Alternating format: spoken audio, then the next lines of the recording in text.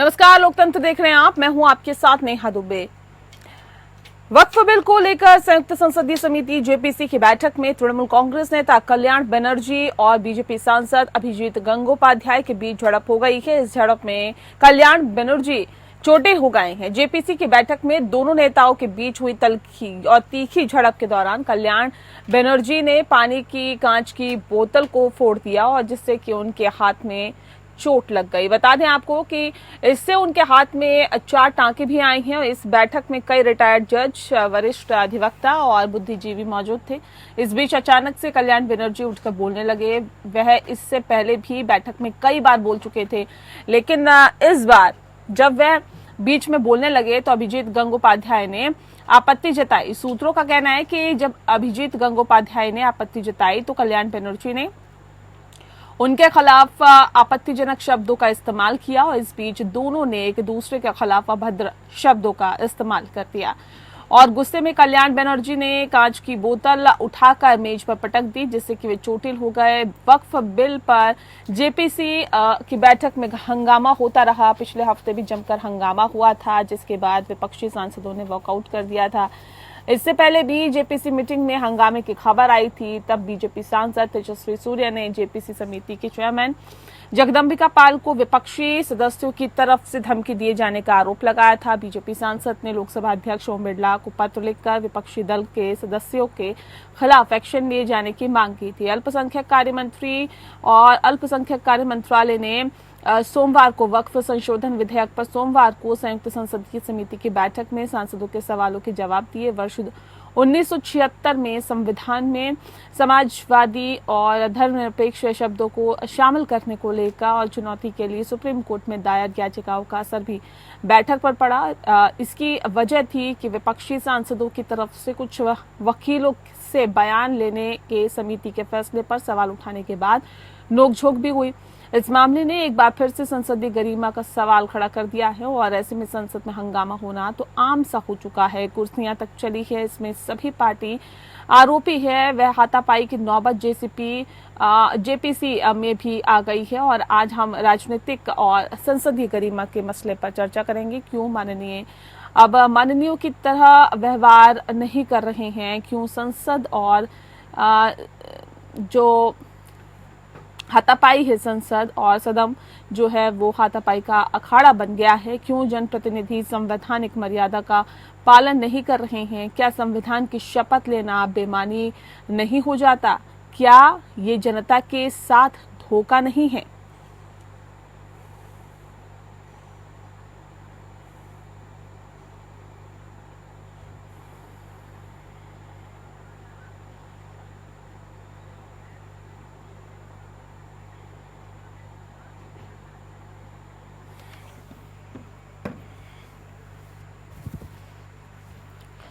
तो वक्फ बिल को लेकर संयुक्त संसदीय समिति यानी कि जेपीसी की बैठक में तृणमूल कांग्रेस नेता कल्याण बनर्जी और बीजेपी सांसद अभिजीत गंगोपाध्याय के बीच झड़प हो गई। इस झड़प में कल्याण बनर्जी चोटिल हो गए। बता दें आपको कि जेपीसी की बैठक में दोनों नेताओं के बीच तीखी झड़प के दौरान कल्याण बनर्जी ने पानी की कांच की बोतल फोड़ दी, जिससे कि उनके हाथ में चोट लग गई। इस विषय पर तफसील से चर्चा करेंगे। खास मेहमान हमारे साथ मौजूद है, उनसे आपका परिचय करा देते हैं। इस वक्त हमारे साथ राकेश पोद्दार जी, प्रवक्ता है भारतीय जनता पार्टी के। सर बहुत स्वागत है आपका। सुमित मेहरोत्रा जी हमारे साथ जुड़ गए हैं, प्रवक्ता है टीएमसी के। सर बहुत स्वागत है आपका। और भरत सिंह जी हमारे साथ जुड़ गए हैं, प्रवक्ता है कांग्रेस पार्टी के। सर आपका भी बहुत बहुत स्वागत है। इस खास कार्यक्रम की शुरुआत सुमित मेहरोत्रा जी आपके साथ करते हैं। सर, संसद में तो हमने देखा, लेकिन संयुक्त पार्लियामेंट्री कमेटी अगर जेपीसी में भी इस तरह की चीजें होगी तो ये बड़े सवाल खड़े करता है।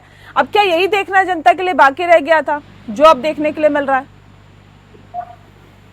जी देखिए, संसद में जो हुआ वो हम समझते हैं कि कहीं ना कहीं कुछ गलत तो हुआ है कि आज आप जिस तरीके से केंद्र सरकार एक जेपीसी के जो मेंबर है उन्होंने जिस तरीके से कल्याण बनर्जी को कुछ अपशब्द कहा होगा, उन्हें गुस्सा आया होगा, वरना कौन सांसद है इस तरीके का व्यवहार करेगा? मुझे आप बताइए। कोई नहीं करेगा। बोतल पकड़ करके अगर वो कुछ ना कुछ अशब्द वाली बात कही है ना उन्होंने, क्यों कही है उन्होंने?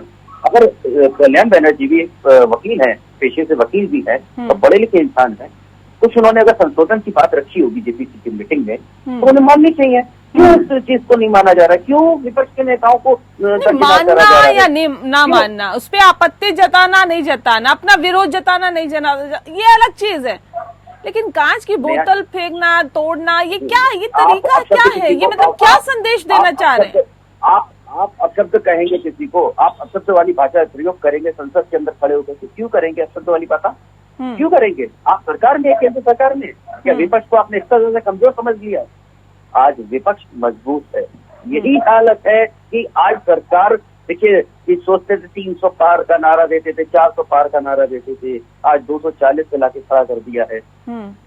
तो कहीं ना कहीं समझना चाहिए कि हमें विपक्ष को भी साथ लेकर के चलना चाहिए। कोई बिल अगर लेकर के हम लोग आ रहे हैं तो उसमें विपक्ष का भी अहम रोल है। आप उन्हें बुलाइए, मीटिंग में रखिए कि हम इस तरीके से इस बिल को पेश करना चाहते हैं, जेपीसी की मीटिंग में इस तरीके को हम लोग करना चाहते हैं, पर नहीं, मनमाना कानून आप लोग कब तक करेंगे ये भी जनता जानती है। ठीक है राकेश पोद्दार जी, इतनी मनमानी किस चीज की सर? अगर विपक्ष है तो किसी चीज पे तो वो एग्री नहीं होगा ना, आपत्ति अपनी जताएगा ना।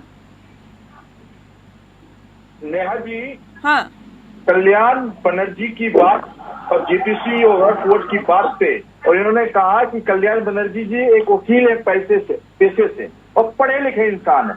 अरे कैसा पढ़े लिखे इंसान है कि उपराष्ट्रपति का नकल कर रहे थे संसद भवन के गेट पे? वो पढ़े लिखे इंसान है, कैसी बातें करते हैं। और उसके बाद हम कहना चाहते हैं प्रधानमंत्री की कितनी बड़ी नौटंकी करते हैं। दादा चुप रहिए, बड़ी नौटंकी करते हैं, आपको मालूम है? कंदम बजाना, संसद के अंदर खड़े होकर के कारण संसद में ठीक है, एक एक करके बोलिए ना, एक एक करके बोलने नहीं देना। रवैया है, कैसा रवैया? एक एक करके रखिए अपनी बात प्लीज। अरे नेहा जी, इनको कहिए थोड़ा चुप रहे। बोल रहे थे प्रधानमंत्री जी को गाली दे रहे थे, मैं सुन रहा था। मैंने गाली नहीं दी है, गाली नहीं दी है मैंने। ये अशब्द भाषा का आप प्रयोग ना करें। गाली दी है? गाली कोई नहीं दी है। अरे और चैनल है, गाली कोई नहीं दी है। रवैया जनता जानती है आपकी, सुन लीजिए। गाली नहीं दी है, ये गाली वर्ड आप लोग यूज कर रहे हैं। गाली वर्ड आप लोग यूज कर रहे हैं, गाली हमने कोई नहीं दी है, गाली वर्ड आप लोग यूज कर रहे हैं। अरे पत्रकार साहब, झूठ बोलना, लोगों को डराना, ये धमकाना सब आपके लिए है, जो आप लोगों को ठीक है, सुनते हैं ना, आप लोगों ने क्या करा है? सुनते हैं, ठीक है ठीक है। बहराइच में आप लोगों ने क्या करा? जल्दी से राकेश जी अपनी बात पूरी करिए फटाफट। नेहा जी, मैं स्पष्ट रूप से कहना चाहता हूं कि कल्याण बनर्जी जी ने जो जेपीसीसी की मीटिंग में जो उन्होंने हरकत की, पहली हरकत नहीं है, ये दूसरी हरकत है। पहली हरकत उन्होंने राहुल गांधी जी जिनका वीडियो बना रहे थे, हमारे उपराष्ट्रपति और किसान के बेटे का वीडियो बनाकर नकल कर रहे थे, तो पहली घटना थी। दूसरी घटना कल आज इन्होंने घटाई है। और मैं कहना चाहता हूं, और नीति आयोग की रिपोर्ट, नीति आयोग में जब ममता बनर्जी जाती है, इसी तरह प्रधानमंत्री बैठे होते उठ के चल देते हैं। इनका रवैया विपक्ष लायक नहीं है। इनका रवैया है अपनी राजनीति की रोटी सेकना, मुसलमानों को गड्ढे में डालना, वक्फ बोर्ड से इनको लेना देना नहीं, अपनी राजनीति की बहराइच में क्या करा आपने? बहराइच में आप लोगों ने क्या करा? आपके विधायक ने आप ही की पार्टी के ऊपर आरोप लगाया। वक्फ बोर्ड से इनको लेना देना। अरे बहराइच में आप ही लोगों ने धंधा कराया ना हिंदू मुसलमान का। मुसलमानों के आपके विधायक ने आपकी फोन खोली है सरकार की, भूल गया? बहराइच के अंदर आप ही के सांसद ने खोली है, विधायक ने खोली है, भूल गए आप लोग? धंधा आप लोग करा। संसदीय गरिमा के साथ इस तरह से करना ये सही है क्या? ये सवाल इस बात को लेकर है ना कि ठीक है, विषयों पर आपत्ति हो सकती है, हो सकता है कि सत्ता पक्ष नहीं मान रहा, हो सकता है विपक्ष पूरी तरह से संतुष्ट ना हो, लेकिन इस तरह से करना ये कहाँ तक जायज है? भरत सिंह जी, किस तरह से इसे देखते हैं सर? क्या ये जो चल रहा है ये वाकई सही है क्या? कांग्रेस इससे सहमत है क्या? और इसके पीछे की वजह क्या है भरत जी? देखिए, इसके पीछे की अगर वजह नेहा जी समझा जाए तो सत्ता पक्ष का अड़ियल रवैया, सत्ता पक्ष का विपक्ष की बातों को न सुनना। उन्हें ऐसा लगता है कि पिछले 10 सालों से जिस तरह से सरकार चला रहे थे, अभी भी वैसा ही चलाएंगे, विपक्ष का नहीं सुनेंगे। दूसरी चीज मैं कहना चाहूंगा कि अंदर किस विषय पे हुई ये मुझे नहीं पता है, शायद आपसे भी नहीं पता होगा कि आखिर सब क्या वहाँ पे अंदर घटित हुआ, क्या घटनाएं घटी कि जिससे इतने आकर्षित हो गए उन्होंने जो है ऐसा कदम उठाया। और ठीक है, ऐसा नहीं होना चाहिए, मगर जिस तरह से सत्ता पक्ष के लोग जिस बोर्ड के आप जेपीसी की बात कर रही हैं, जब वो पहली बार मीटिंग हुआ तब भी वो सुने नहीं और सुनना नहीं चाहते हैं, तो कहीं ना कहीं ये दर्शाता है कि वो अब भी जो है अपने पूरे घमंड में सत्ता पक्ष बैठा हुआ है और जो विपक्ष कहेगा उसे नहीं सुनना है। तो अगर देखिए एक्शन का रिएक्शन, अगर मैं ये कहूँ कि एक्शन का रिएक्शन होगा, ये लाजमी है और होगा ही, क्योंकि आप जैसे आप कहें कि क्या ये शोभा देता है, क्या इस तरह से बोलना चाहिए क्या, तो आपको याद होगा कि संसद में इन्हीं के रमेश धूड़ी किस तरह से संसद में क्या क्या जो है अपशब्द कहे थे, क्या उसके ऊपर कभी भाजपा के लोगों ने कुछ कहा क्या, उसके ऊपर कोई कार्रवाई हुई क्या? तो ये सब बहुत सारी ऐसी बातें हैं, मगर सत्ता में जो बैठा है ये उसका काम है कि सभी लोगों को किस तरह से साधा जाए, किस तरह से उनकी भावनाओं को समझा जाए और उसके हिसाब से काम किया जाए। अगर आप सत्ता में बैठ के अगर आप कोई भड़काऊ चीज अगर किसी को कुछ अपशब्द कहेंगे, हो सकता है कुछ अंदर हुआ हो, तभी हो सकता है, लेकिन मुझे नहीं लगता है कि इस तरह से कोई हरकत करेगा। मुझे इस तरह से मुझे कुछ इसमें डाउट है। ठीक है राकेश पोद्दार जी, सत्ता का घमंड इसे कहा जा रहा है, सत्ता का घमंड। नेहा जी, भारतीय जनता पार्टी के पास सत्ता का घमंड नहीं है और जेपीसी के चेयरमैन नहीं, ये बुद्धिजीवी लोग इतने बैठे हुए हैं सर। संसद में हमने देखा माइक तोड़ा गया, कुर्सियां फेंकी गई, क्या नहीं किया गया, लेकिन जब जेपीसी की बात होती है वहां तमाम बुद्धिजीवी लोगों के बीच में इस तरह की चीजें करना, ये यहाँ तक की नौबत आना, ये क्या बताता है, ये क्या जताता है सर? नेहा जी, पहले बोलने दीजिएगा तभी स्पष्ट में अपनी बात नहीं बोलिए ना, आपको ही तो बोलने के लिए सर बुलाया है सर। अरे बोलने दीजिए, कैसी बातें कर रहे हैं, बोलने तो दीजिए, बोलिए रखने तो दीजिए, बोलिए आप अपनी बात कर रहे हैं, बात ही नहीं सुन रहे, तो सुन लीजिए, मैं तुमसे बुलवा लीजिए। खिसिया रहे हैं ये, खिसियानी दिल्ली खंबा न कोचे वाली फिर देखिए, बोलने दीजिएगा नहीं, बोलने दीजिएगा नहीं, खिसियानी बिल्ली क्या कर रहे अरे हैं? तो सरकार आपका मुंह किसने पकड़ा है? आप बोलिए ना, खिसियानी बिल्ली बोलिए ना। जया बच्चन बोलती है उपराष्ट्रपति के ऊपर खिसियानी बिल्ली है, सत्ता के लोग। अरे बोलिए ना, बोलिए अब तो बोलिए, अरे जवाब दीजिए, बोतल तोड़ना आप बताइए क्या बात करते हैं आप? नीति आयोग के रिपोर्ट बैठक में बैठा प्रधानमंत्री के सामने उठ के चल देना विपक्ष का काम है? क्या बात करते हैं खिसियानी बिल्ली? आपको मुसलमानों के प्रधानमंत्री जी की अपनी गरिमा होती है, प्रधानमंत्री जी गरिमा रखते हैं क्या अपनी? मुझे आप बताइए, प्रधानमंत्री गरिमा रखते हैं क्या? बात नहीं है, अगर आप बुलाते हैं तो बात को स्पष्ट। अरे आप ये बताइए क्या आप अपनी बात रख रहे हैं सर, सामने वाले को पूरा हक अपनी बात रखने, आप रखिए ना अपनी बात, कौन मना कर रहा है आपको? जनता क्या सुनेगी? जनता सुन रही है, 140 करोड़ जनता सुन रही है। जनता ने तो देखा भी ना, लेकिन जनता ने तो देखा भी। इनके पास मैं सुनील जी आ रही हूँ, मैं 1 मिनट बात पूरी कर ले, राकेश जी बात पूरी कर ले, सुनील जी मैं आपको रुक करती हूँ। आज का मुसलमान पूछता है बोतल किसने तोड़ा? उनकी गरीबी पे, युवाओं पे, जो महिलाएं के जो वक्फ बोर्ड में शामिल करना था उसकी बोतल किसने तोड़ा? इसका सवाल मुसलमान पूछता है, 20% मुसलमान इस देश का पूछता है। ओबीसी जो संसद भवन से उठ के चले, सारी जमीन पर फार्म हाउस किसने बनवाया? ओबीसी ने बनाया। तो कि राजा का घर किस पे है? वक्फ बोर्ड की जमीन पे है। ममता बनर्जी का घर किस पे है? किस वक्फ बोर्ड की जमीन पे है। मैं चैलेंज के साथ कहता हूँ, इस डिबेट में कहता हूँ, बताइए, देखिए सबूत, मैं खुद कह रहा हूँ, ओबीसी साहब की जो घर है फार्म हाउस है, वक्फ बोर्ड की जमीन पे है। कहना चाहता हूँ, कहते सत्ता पे बोलने दोगे तभी ना। ये संसद भवन किसकी जमीन पे है? सुनिए, कल्याण बनर्जी का दुनिया जानता है। अरे संसद जो नया संसद भवन बना है वो किसकी जमीन पे बना है, ये भी तो बताइए। नागरिक ठीक है, देखिए एक दूसरे पर छीटाकशी करने नहीं छीटाकशी एक दूसरे पर नहीं करनी है, हमें नहीं करना। ये राजनीतिक माहौल से हटते हुए सवाल इस बात को लेकर है ना सर कि राजनीतिक और संसदीय गरिमा के जो मसला है ये बहुत गंभीर है। क्यों माननीयों को अब माननीयों की तरह व्यवहार नहीं आता, ये एक बड़ा सवाल है सुमित जी। कांच की बोतल को तो मतलब क्या ये जाहिर करना चाहते हैं? मैंने वही चीज बोली ना, देखिए आपकी आपत्ति हो सकती है, हो सकता है कि सत्ता पक्ष नहीं सुन रहा हो, ये गुस्सा जाहिर करने का कौन सा तरीका है? देखिए गुस्सा जाहिर करने का कोई ना कोई ऐसी बात तो छुपी होगी ना कल्याण जी को, चाहे एक बार आप कहो, 2 बार कहो, 3 बार कहो, उन्होंने कोई बोतल फेंक के उनके तो नहीं मारी ना। नहीं, हाथापाई का अखाड़ा बन गया है क्या?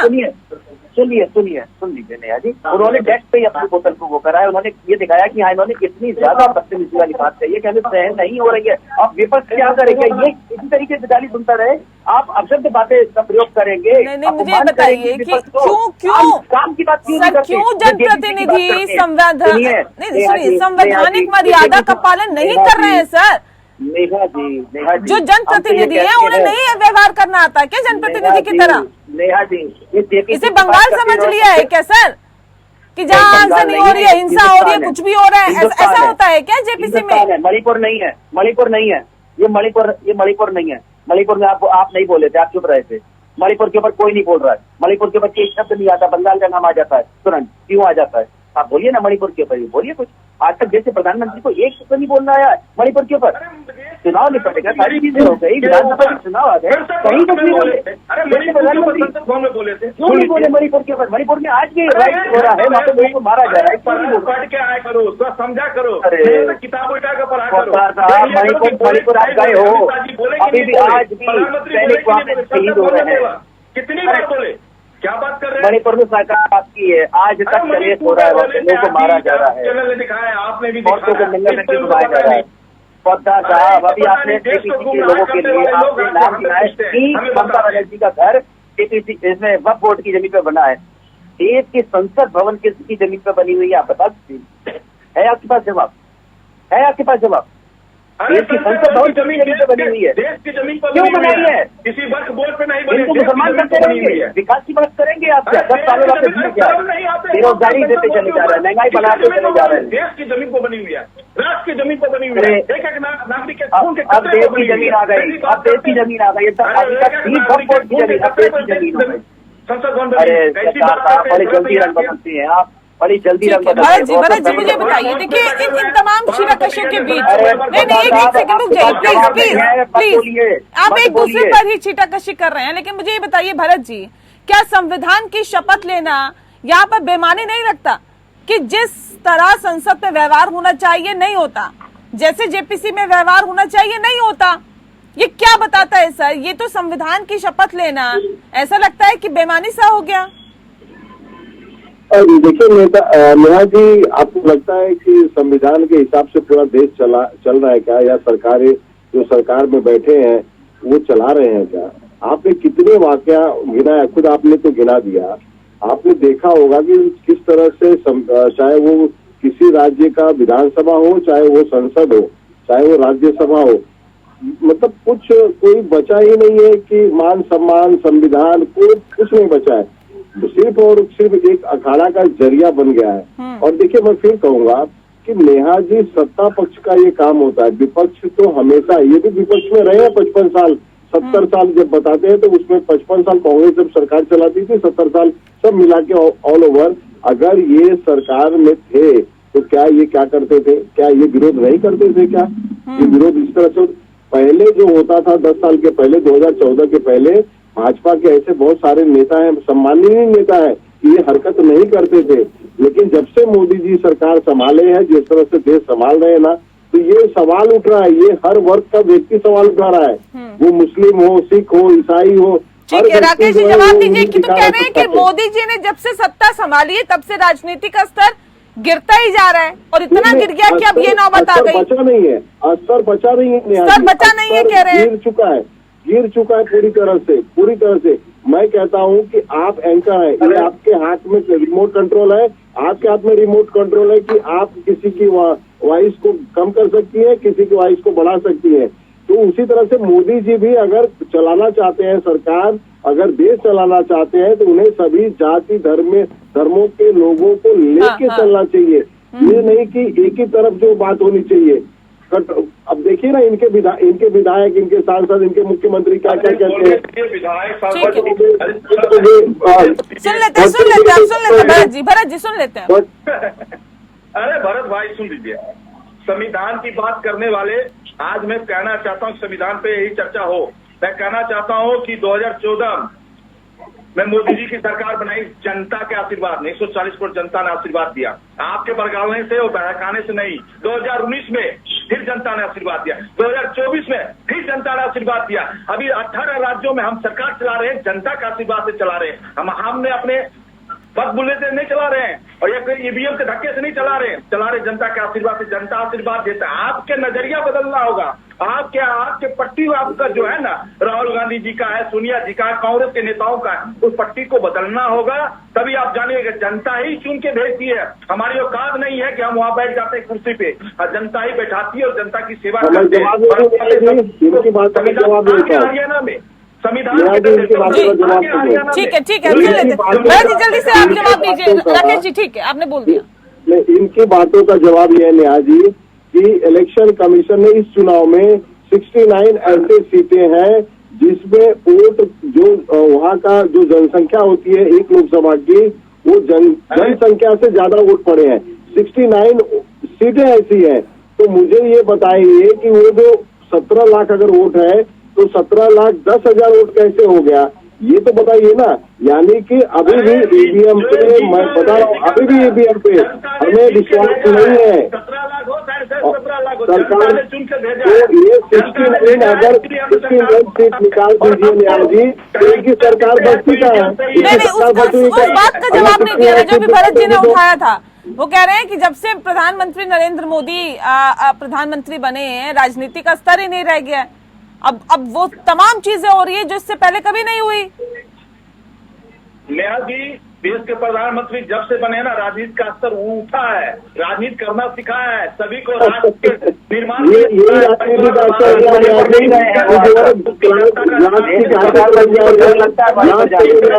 संसद में जो है गालियां दी जा रही है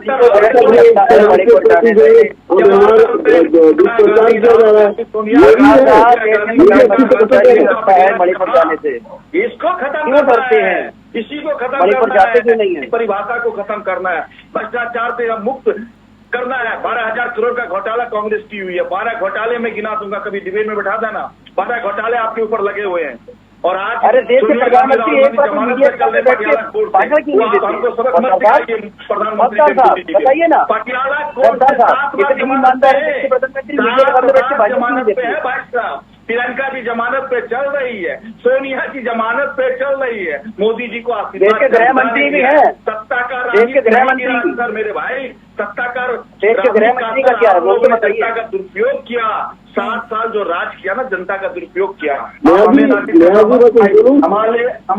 हमारे लिए राष्ट्र सर्वोपरि है, उसके बाद पार्टी बाद में, पहले राष्ट्र है। हम राष्ट्र के लिए काम करते हैं। नहीं, क्या काम कर रहे हैं सर, कौन कितना काम कर रहा है, ये सब देश की जनता देख रही है। और किस तरह का व्यवहार है, ये भी सब देश की जनता देख रही है सर। लेकिन कम से कम इस तरह का व्यवहार की उम्मीद माननीयों से नहीं की जाती। आम जनता तो कम से कम ये नहीं करती, क्योंकि जब कोई जनप्रतिनिधि होता है तो उससे यही उम्मीद की जाती है कि वो उससे जुड़े हुए, यानी कि जनता से जुड़े हुए मुद्दों को उठाएगा और उन पर बोलेगा। लेकिन जब बात इस तरह की चीजों की आती है, बताइए, कांच की बोतल तोड़ दी जा रही है, तमाम ऐसे कृत्य किए जा रहे हैं, लग रहा है कि ये वही नेता है जिसको जनता ने चुनकर भेजा था।